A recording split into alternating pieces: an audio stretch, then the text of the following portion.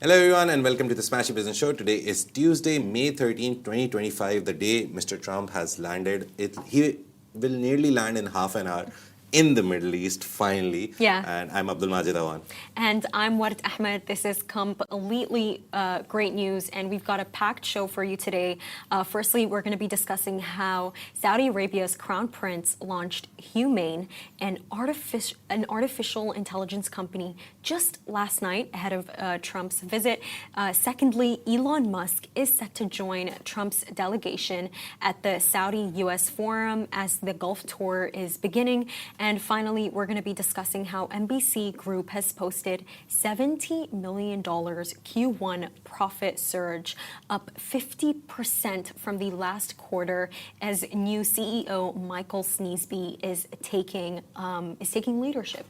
And forgive us if we say a lot of Trump today and in our posts and everywhere if we say a lot of Trump, because it's all about his 4-day trip to the Gulf. So let's start with Saudi Arabia, where he's going, but it's a very Saudi story that we're doing. It's Saudi Arabia's Crown Prince Mohammed bin Salman, who has announced the launch of HUMAIN. It's a very nice wordplay on human, but with an AI, a new artificial intelligence company fully owned by the Public Investment Fund, or PIF. The company will play a key role in developing, managing, and investing across the entire AI value chain as part of the kingdom's broader push to lead in next-generation technologies. Now, HUMAIN is going to offer cutting-edge AI services, including the development of one of the world's most advanced Arabic language large language models, also known as LLMs. It also plans to establish next-generation data centers and cloud infrastructure to power these technologies. The company is expected to act as a national AI champion, much like MGX, which is in Abu Dhabi and UAE, providing tools and solutions across sectors such as healthcare, energy, manufacturing, and finance. With this launch, Saudi Arabia is sending a clear signal of intent to be a global player in artificial intelligence. Now, this initiative supports the kingdom's broader goals of economic diversification and digital transformation. We have seen how the prices of oil have gone down, so this is completely necessary, and it's such a large part of Saudi Vision 2030, aiming to build a knowledge-based, innovation-driven economy. Now, HUMAIN also strengthens the country's leadership in the Arabic AI space. And it is backed by the nearly $1 trillion PIF, Public Investment Fund. HUMAIN will invest heavily in AI infrastructure, hardware, and research and development, which is very short for R&D. It is expected to attract global talent and forge international partnerships to advance local capabilities. And Saudi Arabia's strategic location, young population, and expanding digital infrastructure make it well positioned to become a global AI hub. Now, HUMAIN is now at the heart of the kingdom's ambition to shape the future of artificial intelligence worldwide. Now, Majid, with this story, what makes it even more special is that we just recently discussed how, I believe it was a study by Stanford, that there are more women in Saudi Arabia in artificial intelligence jobs, more so than men. So, with the launch of this new startup by the Crown Prince Salman himself, what we're seeing here is that women are definitely going to they're going to play a huge part in it. Yeah, and the whole idea, I think, is very nice because you talk about AI and the race between Saudi and UAE, and you always talk about the money that's going into AI and infrastructure and this and that. But now Saudi Arabia is standing right shoulder to shoulder, because we always talk about MGX. MGX has a stake in the world's biggest AI startups. They have a stake in OpenAI, they have a stake in AI, Elon Musk's XAI. They are planning to go into that one with PE. Sorry, completely forgot the name, but some of the biggest AI ventures in the world, MGX is already a part of them.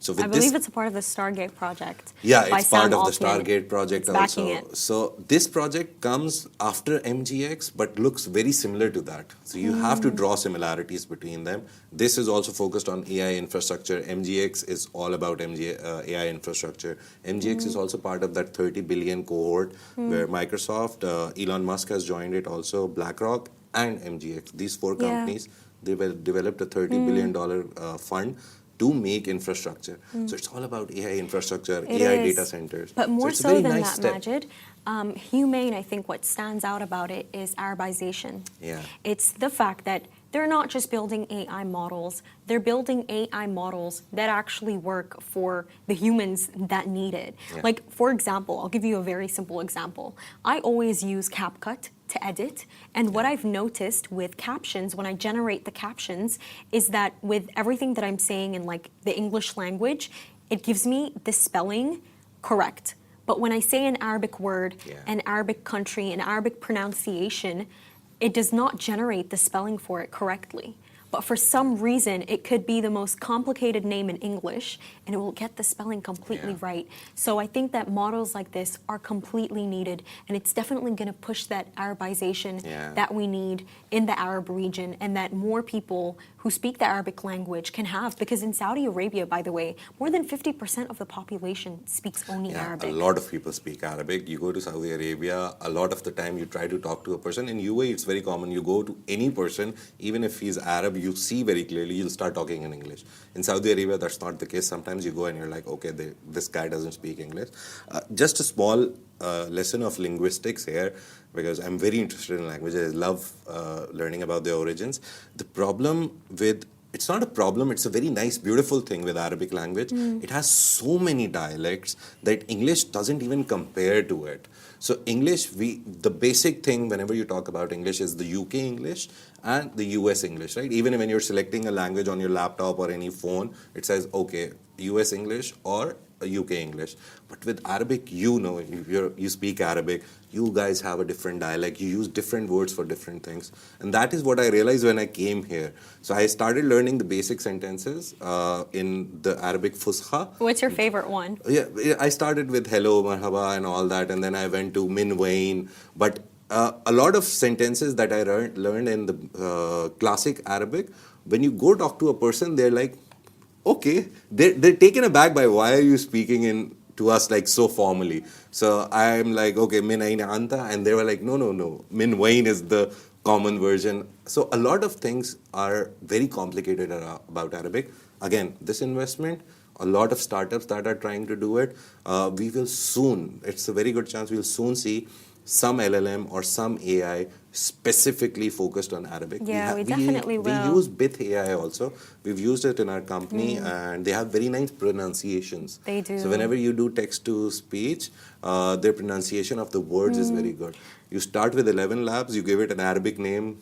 I don't know what it does to the name. It'll be the most vicious pronunciation of that name. I think even Veed is really good at translating Arabic. And I think with HUMAIN, it has the added advantage of being backed by Saudi Arabia's public investment fund, which is nearly worth $1 trillion.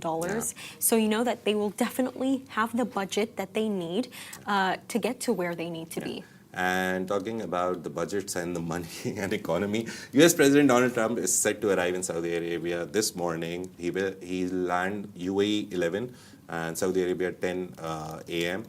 He will kick off a 4-day tour of the Gulf that puts economic cooperation at the center of the agenda.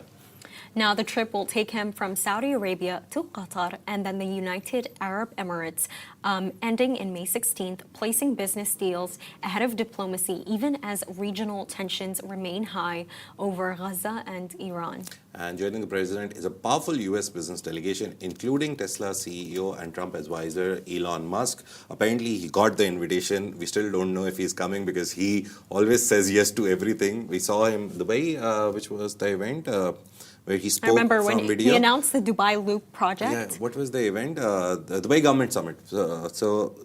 World Government Summit. That was not him appearing, by the way. Yeah. No, that I'm is saying video call. He says yes, but his idea is he'll do a video call just to show off his Starlink. I think he's going to be here this time, Majid. Today is the event.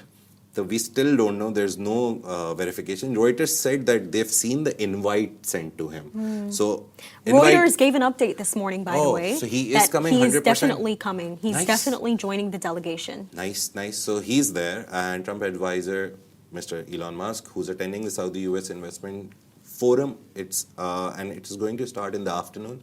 So as soon as he comes, he's being welcomed. They'll go for the forum. And also present, we have leaders from BlackRock, Citigroup, IBM, Boeing, Delta, American and United Airlines. Now, the forum is expected to generate major economic announcements and deepen Saudi-American ties. And Musk's appearance marks a renewed partnership with Saudi Arabia's PIF following Tesla's April market entry and a healing rift that began with the 2018 Go Private controversy. Now, as Trump pushes for $1 trillion in Saudi investments in the U.S., with a $100 billion arms deal reportedly on the table for Saudi, the visit signals a new era of Gulf American economic alignment. I think for me, with this entire trip, what shocked me the most, Majid, is according to The National and according to other sources, for an Air Force One presidential plane to run, it requires $175,000 per hour, up to $200,000 per hour. I'm completely surprised right now, and the amount of people that Trump probably has traveling with him, that could reach up to 1,000 people. That number is crazy, Majid. How long do you think his flight was? US to direct flight, even if they fly the most direct path, I think it takes 6 to 7 hours, at least 10 hours, what I think, because last night he did the press conference where he said so many things. He said he's going to lift, he hinted at lifting sanctions on Syria. He talked about the Qatar jet that is being gifted and the talk about it. And he was like, I will be stupid not to get a free jet for our forces and for Air Force One. So he said a lot of things in those press conferences. That was late night. So the takeoff and everything, I think him landing at 10, he flew out around 11 or 12 in the night. So they're here. By the time we finish the show, he'll be here in the Middle East. The only important thing that I think out of all of this is that he is coming as with the 1,000 people contingent. The security needs to be so tight. I was reading that article that we shared to each other. It's such a nice thing that every president has such a big entourage. We always see him, the usual videos are he's coming out of the airplane, then someone receives him, he walks the aisle, there's ministers, he meets them, then he'll go and meet the crown prince. But there's always such a large contingent with them. They carry blood of the president, so US Trump's blood in bulk will be carried. They'll always bring the Cadillac with them. Blood in bulk? Yeah, they always have Trump's blood with them. Whichever president visits, they always bring their blood frozen. So just in case they need it in an emergency. It's a very nice, detailed article on what they bring. So it's safety for the president since he's going on a foreign trip.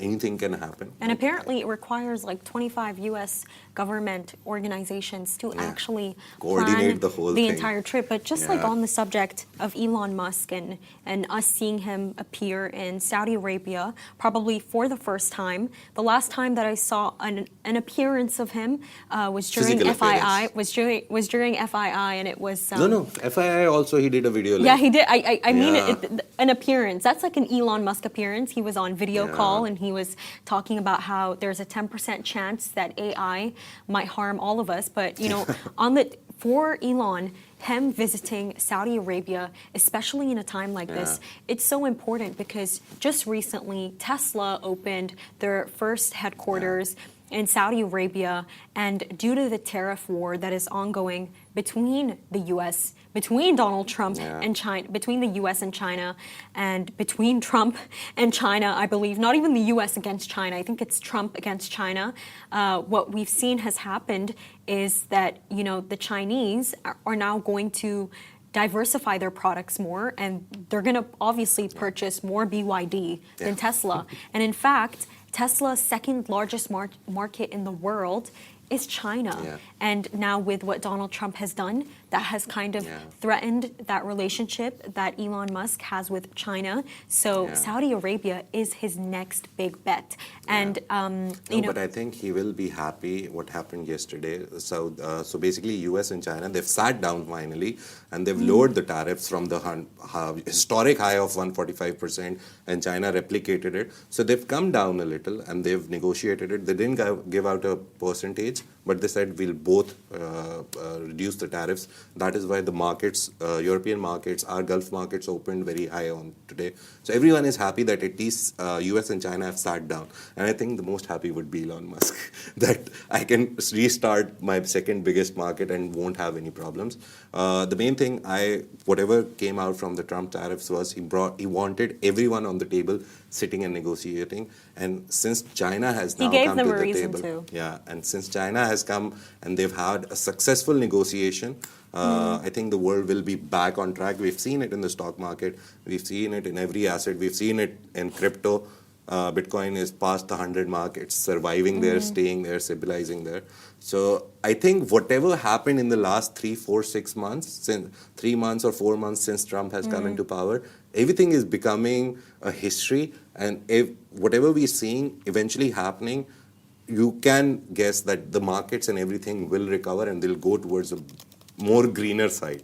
So this trip also, as soon as the announcements come of the money that is being signed by Saudi for US and US for Saudi or whatever deals they make, be sure that the markets will go up. They will react very positively. So it's a very nice trip. We'll give you all the coverage.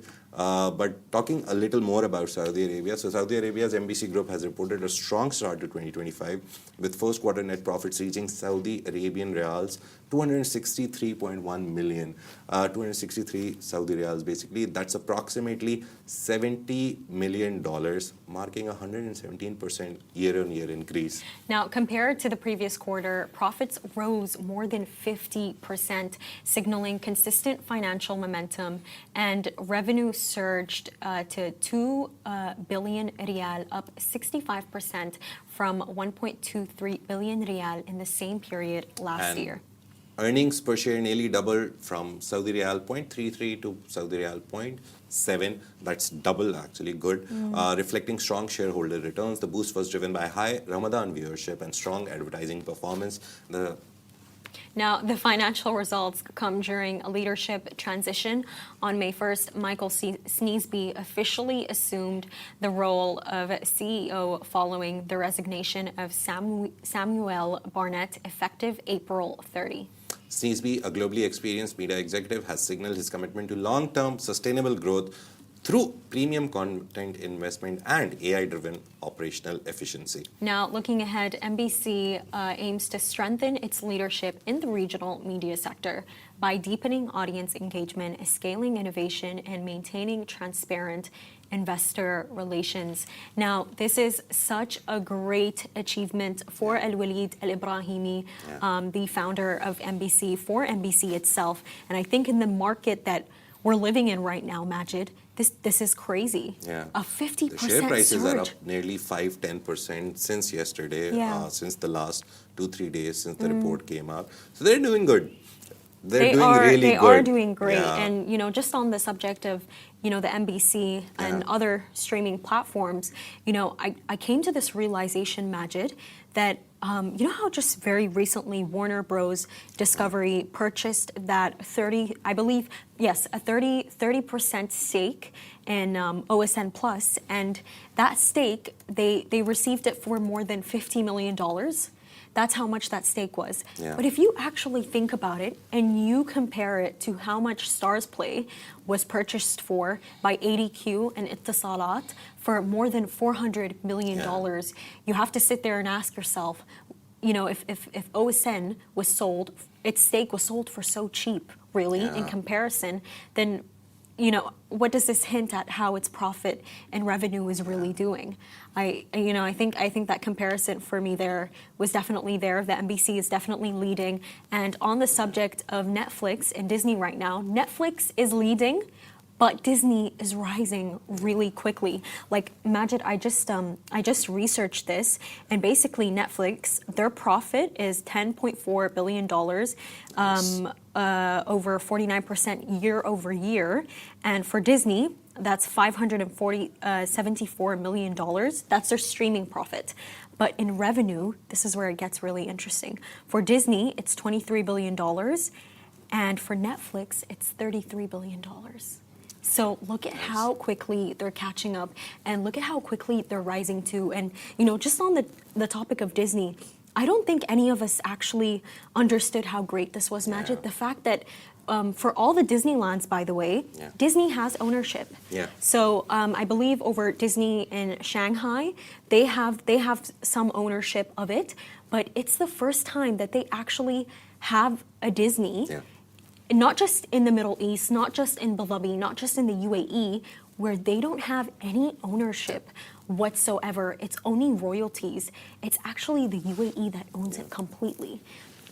And I think for me, when I actually thought about it, maybe that's the reason why in the UAE we get such good products. It's because they're ran by homegrown UAE brands like Miral that because of the fact that they have sole ownership, they don't allow Western influence to step in.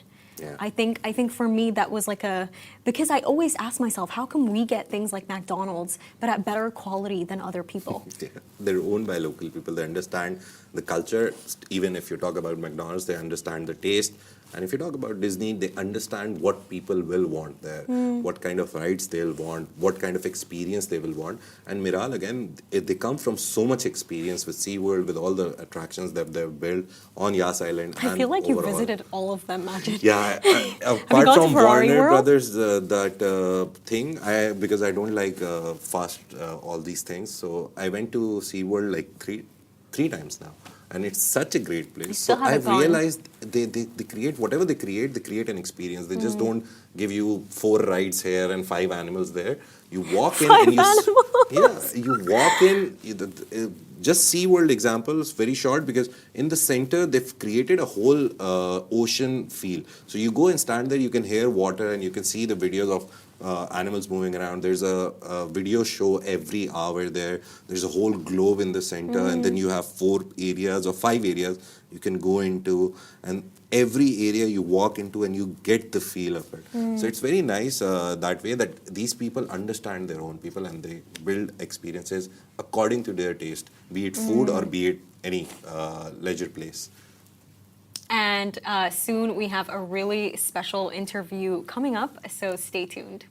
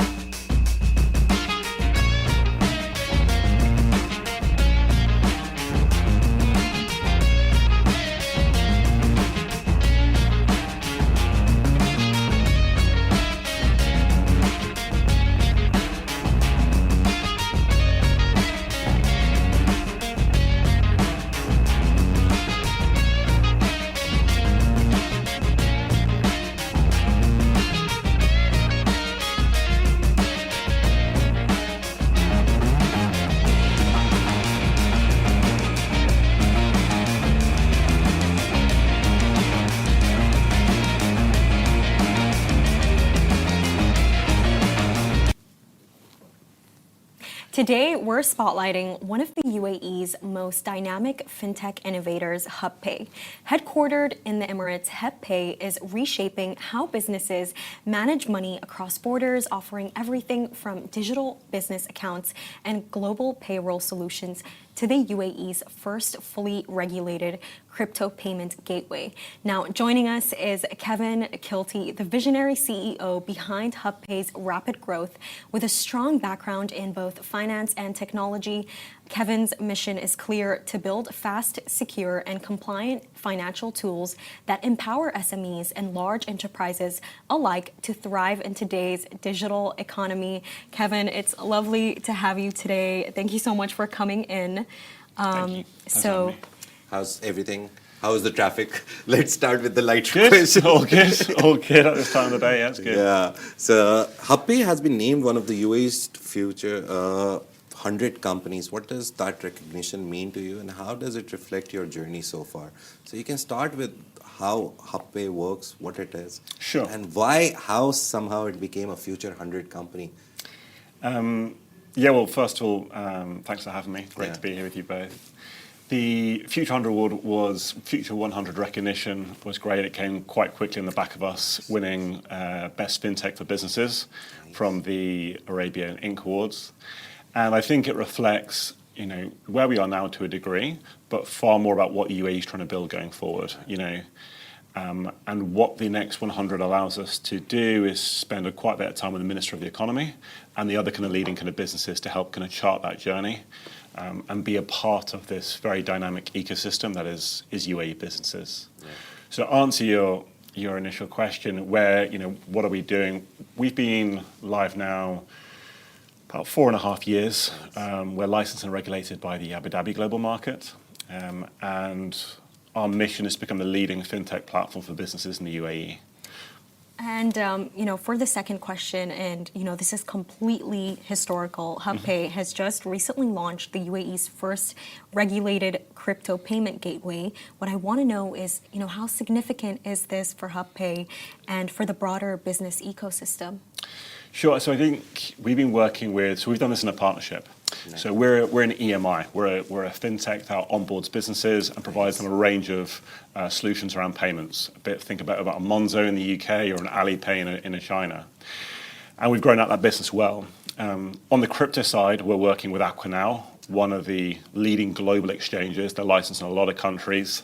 They're a great partner, and they're regulated by VARA in the UAE. Yeah.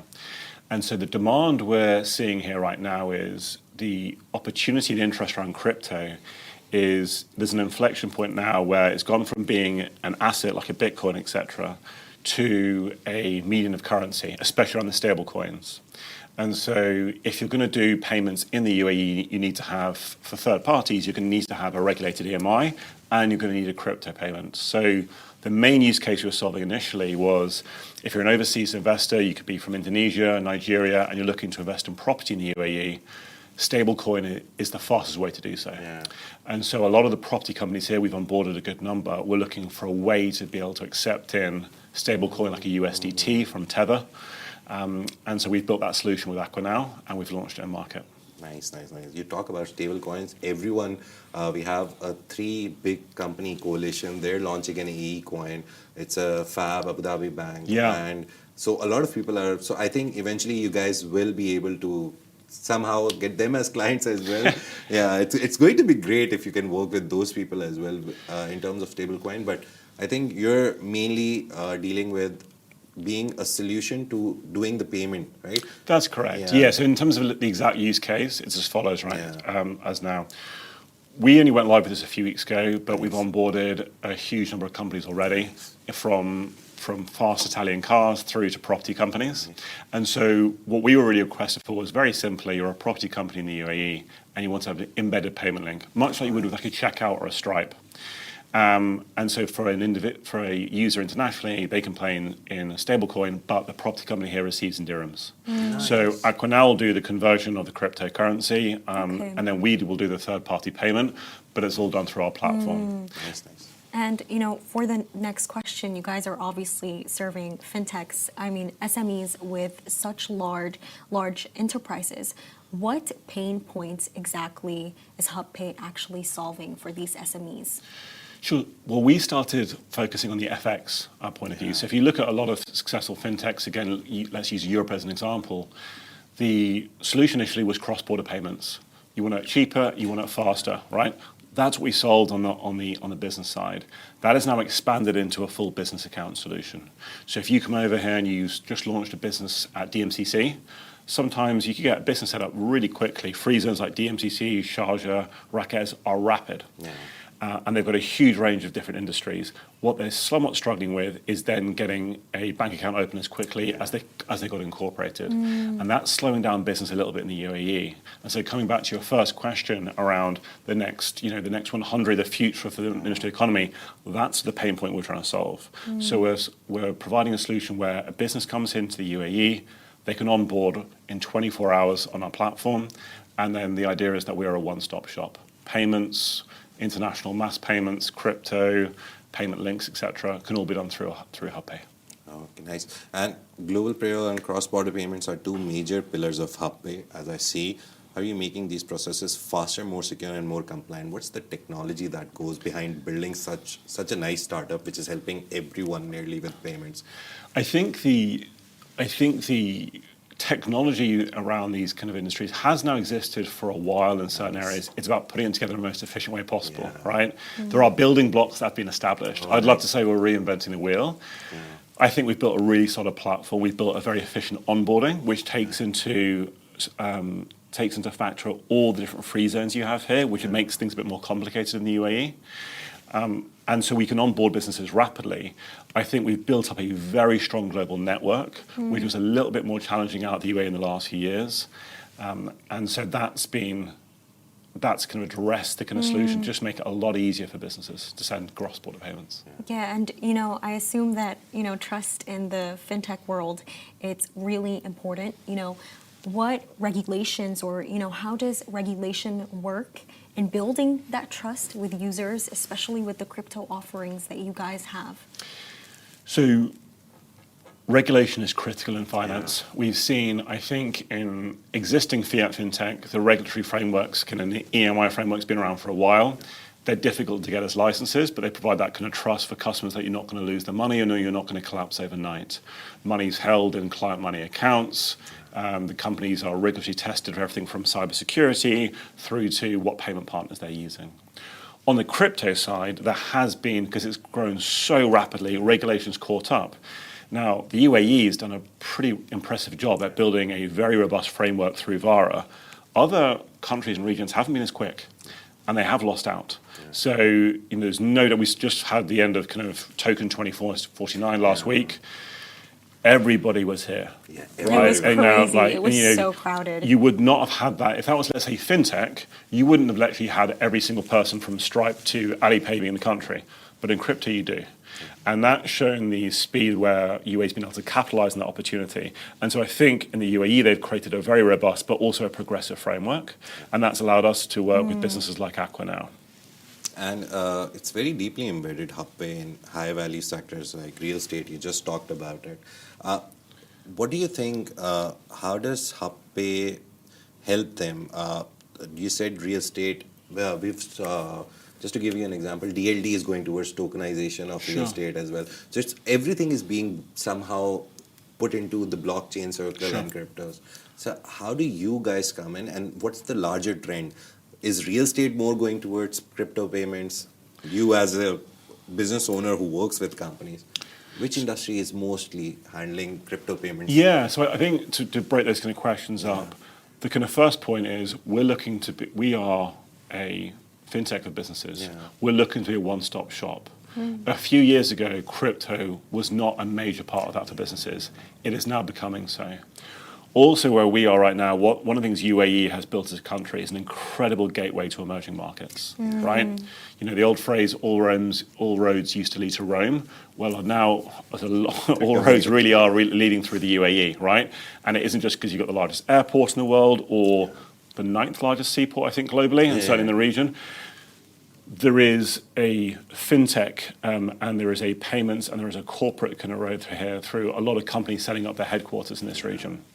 And so if I'm in Western Europe, cryptocurrency is less valuable for business, for payments, because the existing financial architecture is highly established and a lot of currencies are stable.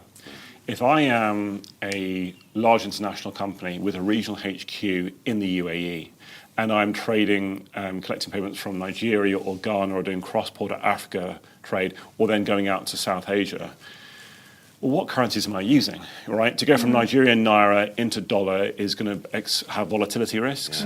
It's going to have liquidity risks. Where if I, let's say, look at a stable coin, USDT, I've removed the volatility because it's effectively pegged to the dollar, but USDT will settle in under 15 minutes, right?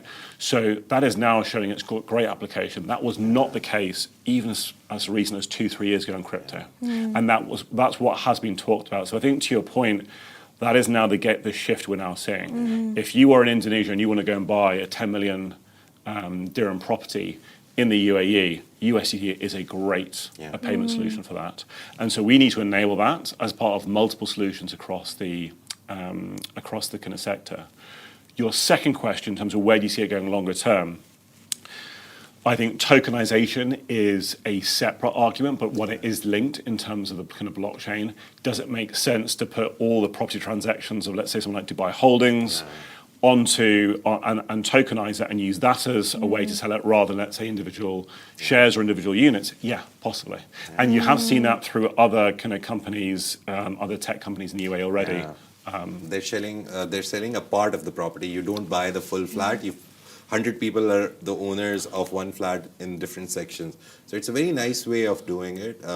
But the main idea, I think, what I've understood from Hubpay and from the viewer's perspective, whenever you have a small company or a big company, you want payment solution, you want to pay your employees on time, you can use your gateway, and if you want to even make them payments in crypto, you can use that, right? Exactly. Yeah. Nice. What we want to be is every business coming in into the UAE. It makes most sense to go get an account with Hubpay. And you just said something really interesting, Kevin, about how the UAE has become the place where, if you look, everyone is going. So it's definitely become a global fintech hub.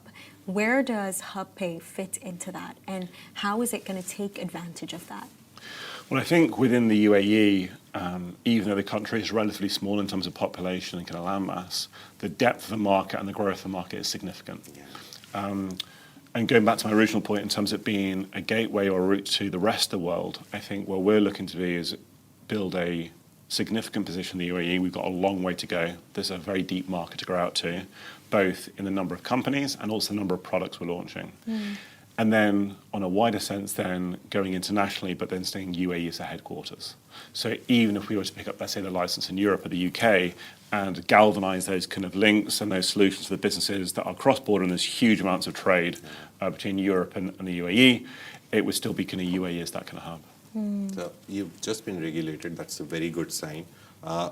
Any future plans in terms of what services you provide that you think maybe the market is mature enough to incorporate something new? Are you planning something innovation-wise, technology-wise? Well, I mean, and the next one for us, the kind of low-hanging fruit is once we went live with business accounts here, we generally listen to what our customers want. And so when we went live with business accounts, we were speaking to some of the free zones here, and they said, well, you're solving a huge issue for us. We've got a lot of companies coming in, they need accounts tomorrow, they want to start trading tomorrow. You look at other fintechs like Gideon who put out the POS machines, they can get POS in 24 hours. Well, Hubpay can do an account in 24 hours. And so the next question we asked for is, well, can you guys launch out cards, which was entirely logical. So the next couple of months, business cards goes live. And then really, you are the full fintech solution for a business. I think the question down the line is, would you partner with other institutions, potentially around other financial products? That might be in the lending sphere. We shall see how that goes. I think with our existing product stack, there's a long way to go within the UAE. And I think possibly linking that up with other kind of countries, because we're also regulated in Pakistan, would be particularly powerful.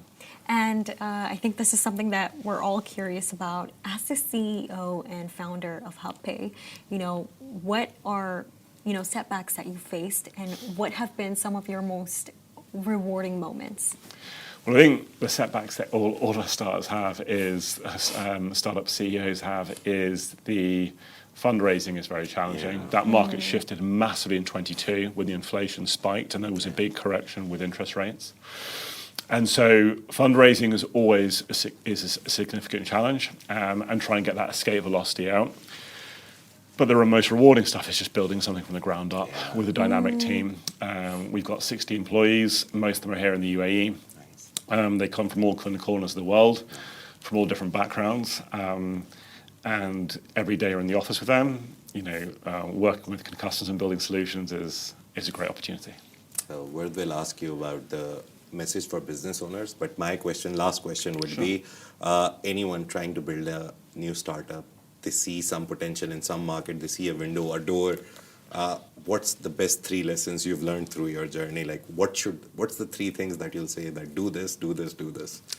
I'd say the top 3 would be, number 1, go through an accelerator program. Oh, yeah. We were lucky to go through Startup Bootcamp, which was initially in DIFC, and they were really good, but there's a lot of programs now, some of them are sponsored by the UAE government, which just brings other kind of startups together and helps you kind of refine the idea. The second piece is really focusing on network in terms of your ability to get fundraising. It's going to be through who you know, who you went to university with, who you're going to recruit, etc. And the third thing is always conserve your cash, because it's always going to take way longer than you think it's going to take. Yeah.